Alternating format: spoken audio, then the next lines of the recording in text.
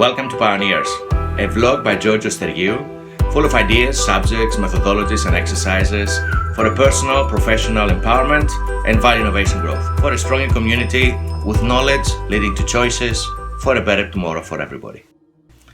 Before we dive into the subject of change though, let's examine a little bit more the current situation and why I have decided to talk about change as my first blog.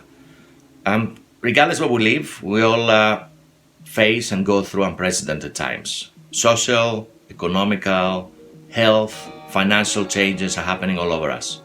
We have a virus that actually limits us.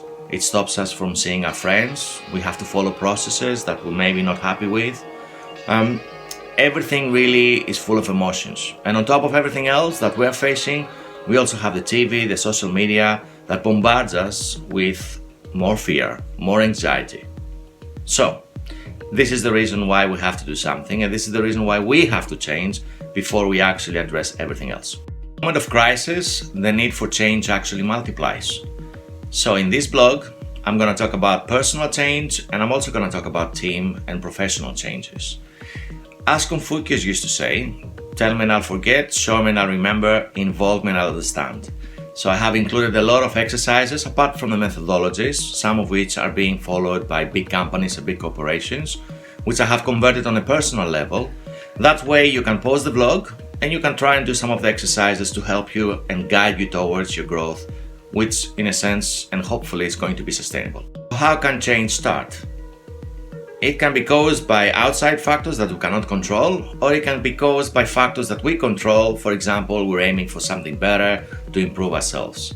Usually somebody will come in a room and you will say, we need to change the way we do things, we need a new technology, we need new methodologies.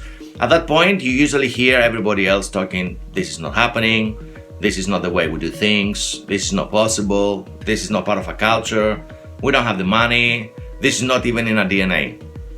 All of these are actually emotions. All of these emotions indicate that many people will believe at this point that this is not going to happen, it's not going to be possible. Working in the innovation space for many years, this was something that always intrigued me, because whether I was trying to consult somebody or work with somebody or turn around a business, the first thing that I had to face was the owner. So on a personal level, they had to be convinced that actually change was a coach. It was an opportunity for them to become better. It was a way for them to actually improve their functionalities, the processes, the businesses, the profitability, and so on. On a personal level, we all have been through change in many times of our life. And change usually will come in many ways, but it usually comes down into 6 steps. There are 6 steps to behavior change. So knowing those can actually help you going through change. The first stage is pre-contemplation. This is the denial stage. This is where you know that there is a big problem, but you're really scared of facing it. This is followed by contemplation. Now you start realizing that something has to happen. If you don't take matters into your own hands, the situation really is going to go out of control. The third step is the preparation.